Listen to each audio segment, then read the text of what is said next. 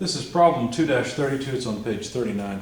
Determine the magnitude of the resultant force acting on the pin and its direction measured clockwise from the positive x-axis.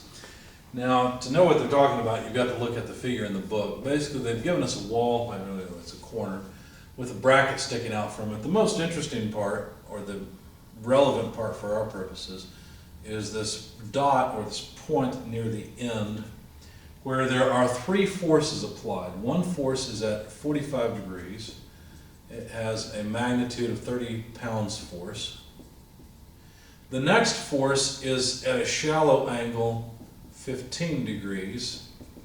F2 is 40 pounds force. And the last force is at a fairly steep angle of 15 degrees off the vertical, and it is F3 equal to 25 pounds force. And all we're really supposed to do is determine the magnitude of the resultant force and figure out what its angle is measured clockwise from the x-axis.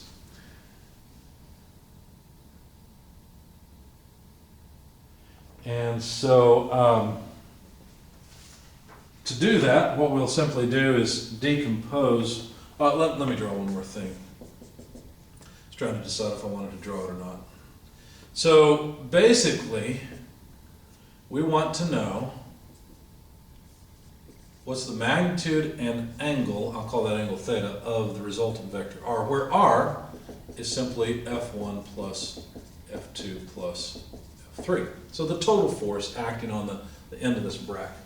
So what I did is I started off by breaking down the vectors into components. So for example, F1x is 30 pounds, and we need the horizontal piece, so that's cosine 45 degrees because of the way the angle's laid out. That comes out to about 21.21 pounds. Now if we move on to the horizontal component of F2, we can write F2x equals 40 pounds, but notice that this angle measured from the x-axis, we still need the cosine piece.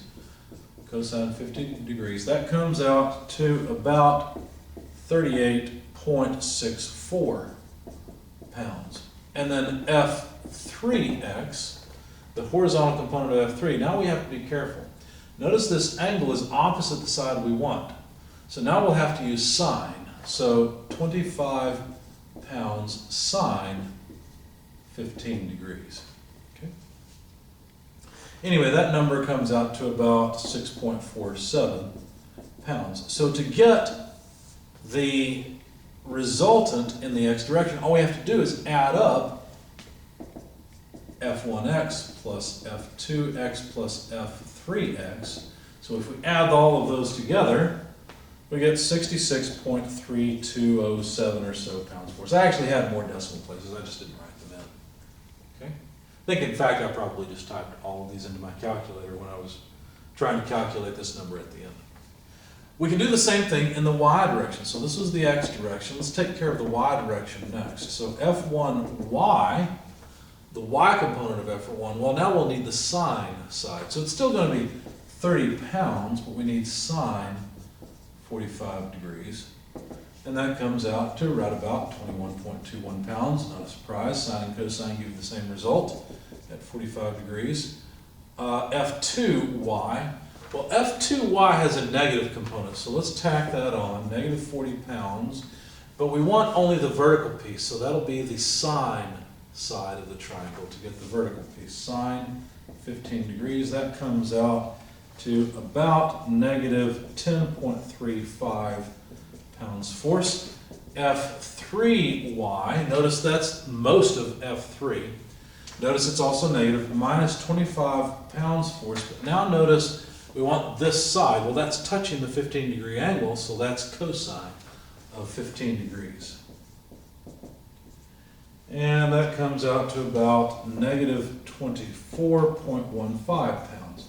Do the same thing again, add all these up to get the reaction, not the reaction, pardon me, the resultant in the y direction.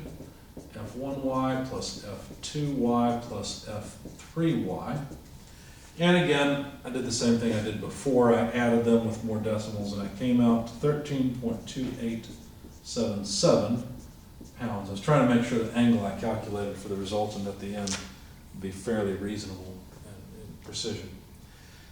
All right, so vector r is simply rxi plus ryj. I could have written in the numbers, but that's what it is. That's not what we're asked for, though. We were asked for the magnitude, so let's get the magnitude next. So the magnitude of vector r would be rx squared plus ry squared square root. Rx, 66.3207. These are, of course, pounds for, so I'll leave that to the end. Plus a negative 13.2877 squared. Not that it really matters, of course. And these will be pounds for. Okay. So plug all this into your calculator and you find that the magnitude is about 67.64 pounds. That's the total force on the ring from these three, or well, the bracket actually, from these three individual forces. Now they also wanted to know the angle at which this force acts, so let's compute that next. Now I don't want to get rid of my, I already had, well I can copy them from there. I need the horizontal and vertical components still. But anyway, to get theta, what we'll do is take the inverse tangent of ry over rx, because you got to understand what we're doing here is when we add all these vectors together, we get a vector that has just a horizontal and vertical component. It's just another triangle. So all we have to do is take the inverse tangent of ry over x.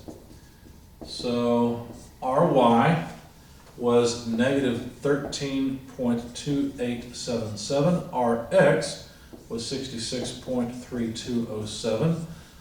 Do it in your calculator. Of course, you got to make sure your calculator is set to degrees and not radians, unless you want your answer in radians. I wanted it in degrees, so I made sure my calculator was in degrees, and I got a negative 11.33 degrees.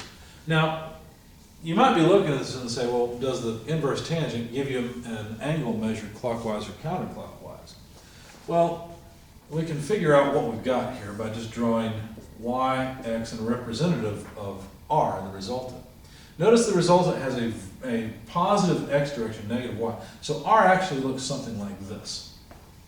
So that negative angle, if we want it measured clockwise from x, well then that means theta is actually 11.33 degrees, see?